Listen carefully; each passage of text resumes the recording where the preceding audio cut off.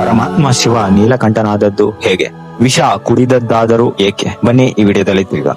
ನಮಸ್ಕಾರ ವೀಕ್ಷಕರೇ, ವಿ ಕೆಮಿಸ್ಟ್ರೀಸ್ ನ ಮತ್ತೊಂದು ವಿಡಿಯೋಗೆ ನಿಮಗೆಲ್ಲ ಸ್ವಾಗತ. ಒಂದು ಕ್ಷಣ ಕಲ್ಪನೆ ಮಾಡಿ, ಸೃಷ್ಟಿಯೇ ನಾಶವಾಗುವಂತಹ ಅತ್ಯಂತ ಭಯಾನಕ ವಿಷ ಒಮ್ಮೆ ಬ್ರಹ್ಮಾಂಡದಲ್ಲಿ ಹೊರಬಂದಿತ್ತು. ಆ ವಿಷದ ಶಕ್ತಿ ಎಷ್ಟಿತ್ತೆಂದರೆ ಅದು ಭೂಮಿಯನ್ನಷ್ಟೇ ಅಲ್ಲ, ದೇವತೆಗಳನ್ನು, ಅಸುರರನ್ನು, ಆಕಾಶವನ್ನು, ಸಮುದ್ರವನ್ನು ಎಲ್ಲವನ್ನು ಸುಟ್ಟು ಹಾಕಬಹುದಾಗಿತ್ತು. ಆದರೆ ಆ ವಿಷವನ್ನು ತಡೆದವರು ಯಾರು? ತಮ್ಮ ಜೀವವನ್ನೇ ಪಣಕ್ಕಿಟ್ಟು ಬ್ರಹ್ಮಾಂಡವನ್ನು ರಕ್ಷಿಸಿದರು. ಅವರು ಯಾರು ಗೊತ್ತಾ? ಅವನೇ ಪರಮಾತ್ಮ ಶಿವ. ಆ ದಿನದಿಂದಲೇ ಶಿವನು ಒಂದು ಹೊಸ ಹೆಸರನ್ನು ಪಡೆದ, ನೀಲಕಂಠ ಎಂದು. ಆದರೆ ಪ್ರಶ್ನೆ ಏನು ಗೊತ್ತಾ?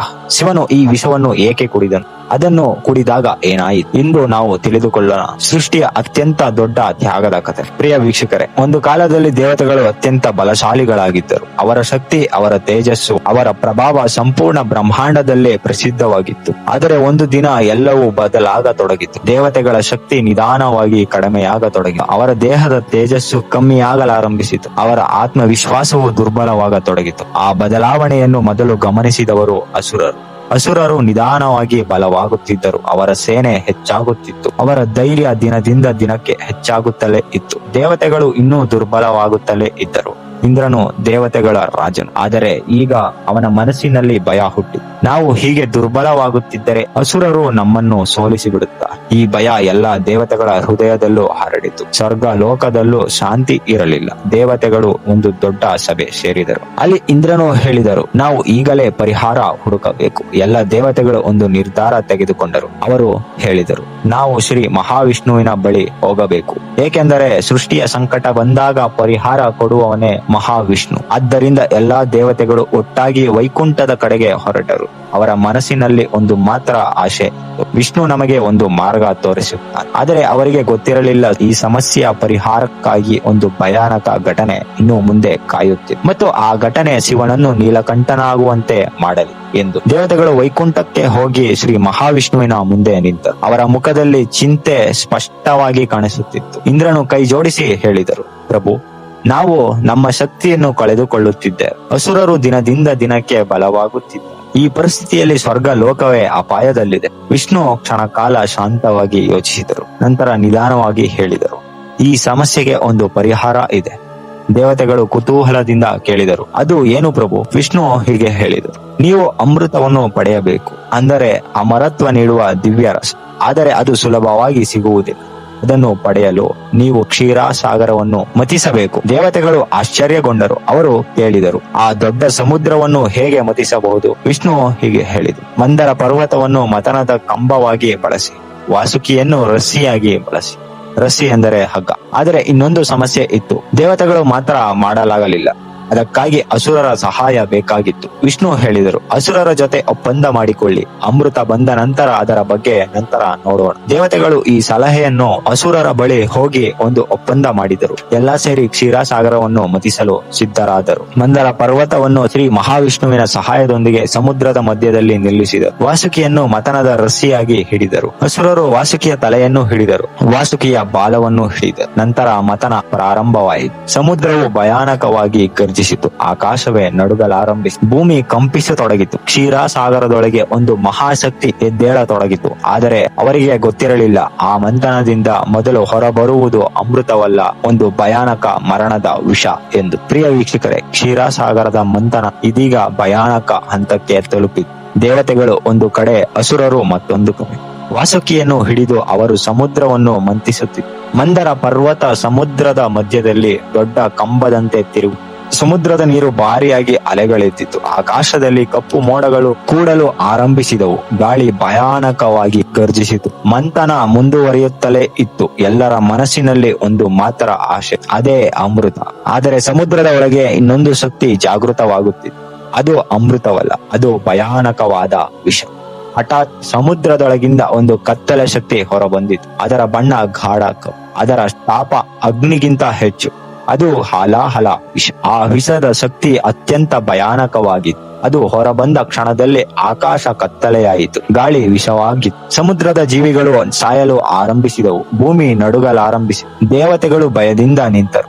ಅಸುರರು ಕೂಡ ಹಿಂದಕ್ಕೆ ಸರಿದರು. ಯಾರು ಆ ವಿಷದ ಹತ್ತಿರ ಹೋಗಲು ಧೈರ್ಯ ಮಾಡಲಿಲ್ಲ. ಹಾಲಾಹಲ ವಿಷ ನಿಧಾನವಾಗಿ ಬ್ರಹ್ಮಾಂಡವನ್ನು ಆವರಿಸಲು ಆರಂಭಿಸಿತು. ಅದು ಹರಡಿದರೆ ಸಂಪೂರ್ಣ ಸೃಷ್ಟಿಯೇ ನಾಶವಾಗುತ್ತಿತ್ತು. ದೇವತೆಗಳು ನಿರಾಶರಾದರು. ಅಸುರರು ಭಯದಿಂದ ಕಂಗಾಲಾದರು.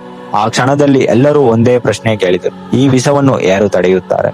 ಆ ಪ್ರಶ್ನೆಗೆ ಉತ್ತರ ಒಬ್ಬನೇ. ಅವನು ಕೈಲಾಸದಲ್ಲಿ ಕುಳಿತಿದ್ದನು. ಅವನು ಯೋಗದಲ್ಲಿ ಲೀನನಾಗಿದ್ದ. ಅವನು ಸೃಷ್ಟಿಯ ರಕ್ಷಕ. ಅವನೇ ಮಹಾದೇವ ಶಿವ. ಮತ್ತು ಇದೇ ಕಾರಣ ಶಿವನನ್ನು ನೀಲಕಂಠನಾಗುವಂತೆ ಮಾಡಲಿತ್ತು. ಹಲಾಹಲ ವಿಷ ಕ್ಷೀರ ಸಾಗರದಿಂದ ಹೊರಬಂದ ಕ್ಷಣ ಬ್ರಹ್ಮಾಂಡವೇ ಭಯದಿಂದ ನಡುಗಿತು. ಆ ವಿಷದ ತಾಪ ಅಗ್ನಿಗಿಂತಲೂ ಭಯಾನಕ. ಅದರ ವಾಸನೆ ಗಾಳಿಯಲ್ಲೇ ಹರಡತೊಡಗಿತು. ಜೀವಿಗಳು ಉಸಿರಾಡಲು ಸಾಧ್ಯವಾಗುತ್ತಿರಲಿಲ್ಲ. ಸಮುದ್ರದ ಅಲೆಗಳು ಭಯಾನಕವಾಗಿ ಎದ್ದಾಡುತ್ತಿದ್ದವು. ದೇವತೆಗಳು ಒಬ್ಬರ ಮುಖವನ್ನು ಒಬ್ಬರು ನೋಡಿಕೊಂಡು ನಿಂತರು. ಅವರ ಕಣ್ಣುಗಳಲ್ಲಿ ಭಯ ಸ್ಪಷ್ಟವಾಗಿತ್ತು. ಇಂದ್ರನು ನಿಧಾನವಾಗಿ ಹೇಳಿದರು: ಈ ವಿಷ ಹೀಗೆ ಹರಡಿದರೆ ಸಂಪೂರ್ಣ ಸೃಷ್ಟಿಯೇ ನಾಶವಾಗುತ್ತದೆ. ಅಸುರರು ಕೂಡ ಈ ಭಯಾನಕ ಸ್ಥಿತಿಯನ್ನು ನೋಡಿ ನಿಶಬ್ದರಾಗಿದ್ದರು. ಯಾರಿಗೂ ಪರಿಹಾರ ಕಾಣಿಸಲಿಲ್ಲ. ದೇವತೆಗಳು ಬ್ರಹ್ಮನ ಬಳಿ ಹೋದರು. ಬ್ರಹ್ಮನು ಆ ವಿಷದ ಶಕ್ತಿಯನ್ನು ನೋಡಿ ಗಂಭೀರವಾಗಿ ಹೇಳಿದರು: ಈ ವಿಷವನ್ನು ತಡೆಯುವ ಶಕ್ತಿ ಒಬ್ಬನಿಗಷ್ಟೇ ಇದೆ. ದೇವತೆಗಳು ಆತುರದಿಂದ ಕೇಳಿದರು: ಅವರು ಯಾರು? ಬ್ರಹ್ಮನು ನಿಧಾನವಾಗಿ ಹೇಳಿದರು: ಅವನೇ ಪರಮಾತ್ಮ ಶಿವ. ಆ ಮಾತು ಕೇಳಿದ ಕ್ಷಣ ದೇವತೆಗಳು ಮನಸ್ಸಿನಲ್ಲಿ ಒಂದು ಆಶಯ ಮೂಡಿತು. ಅವರು ತಕ್ಷಣ ಕೈಲಾಸದ ಕಡೆಗೆ ಹೊರಟು. ಕೈಲಾಸ ಶಿವನ ದಿವ್ಯ ನಿವಾಸ. ಹಿಮದಿಂದ ಆವರಿಸಿದ ಪವಿತ್ರ ಪರ್ವತ. ಅಲ್ಲಿ ಶಿವನು ಗಾಢ ಧ್ಯಾನದಲ್ಲಿ ಕುಳಿತಿದ್ದನು. ದೇವತೆಗಳು ಕೈಲಾಸ ತಲುಪಿ ಮಹಾದೇವನ ಮುಂದೆ ಕೈ ಜೋಡಿಸಿ ನಿಂತರು. ಇಂದ್ರನು ಭಯದಿಂದ ಹೇಳಿದರು: ಪ್ರಭು, ಸೃಷ್ಟಿ ದೊಡ್ಡ ಅಪಾಯದಲ್ಲಿದೆ. ಹಾಲಾಹಲ ವಿಷ ಬ್ರಹ್ಮಾಂಡವನ್ನು ನಾಶ ಮಾಡುತ್ತಿದೆ. ನಮ್ಮನ್ನು ರಕ್ಷಿಸಿ. ಈ ಮಾತು ಕೇಳಿ ಶಿವನು ನಿಧಾನವಾಗಿ ಕಣ್ಣು ತೆರೆದನು. ಅವನ ಕಣ್ಣುಗಳಲ್ಲಿ ಶಾಂತಿ ಇತ್ತು. ಆದರೆ ಅವರ ನಿರ್ಧಾರ ಸಂಪೂರ್ಣ ಸೃಷ್ಟಿಯ ಭವಿಷ್ಯವನ್ನು ಬದಲಾಯಿಸಲಿತ್ತು. ಏಕೆಂದರೆ ಆ ಕ್ಷಣದಲ್ಲಿ ಶಿವನು ತೆಗೆದುಕೊಳ್ಳುವ ನಿರ್ಧಾರವೇ ಅವನನ್ನು ನೀಲಕಂಠನಾಗುವಂತೆ ಮಾಡಲಿತ್ತು. ಶಿವನ ಮುಖದಲ್ಲಿ ಯಾವ ಭಯವೂ ಇರಲಿಲ್ಲ. ಅವನು ನಿಧಾನವಾಗಿ ಕೇಳಿದನು: ಆ ವಿಷ ಎಲ್ಲಿದೆ? ದೇವತೆಗಳು ಹೇಳಿದರು: ಪ್ರಭು, ಅದು ಕ್ಷೀರಸಾಗರದಲ್ಲಿ ಹರಡುತ್ತಿದೆ. ಶಿವನು ಕ್ಷಣ ಮಾತ್ರ ಯೋಚಿಸಿದನು. ನಂತರ ಒಂದು ಭಯಾನಕ ನಿರ್ಧಾರ ತೆಗೆದುಕೊಂಡನು. ಅವನು ಹೇಳಿದನು: ಸೃಷ್ಟಿಯನ್ನು ಉಳಿಸಲು ಈ ವಿಷವನ್ನು ನಾನು ಕುಡಿಯುತ್ತೇನೆ. ಆ ಮಾತು ಕೇಳಿದ ಕ್ಷಣ ದೇವತೆಗಳು ಬೆಚ್ಚಿ ಬಿದ್ದರು. ಪ್ರಭು, ಇದು ಸಾಮಾನ್ಯ ವಿಷವಲ್ಲ, ಇದು ಹಾಲಾಹಲ. ಇದನ್ನು ಕುಡಿದರೆ ಬ್ರಹ್ಮಾಂಡವೇ ನಾಶವಾಗಬಹುದು.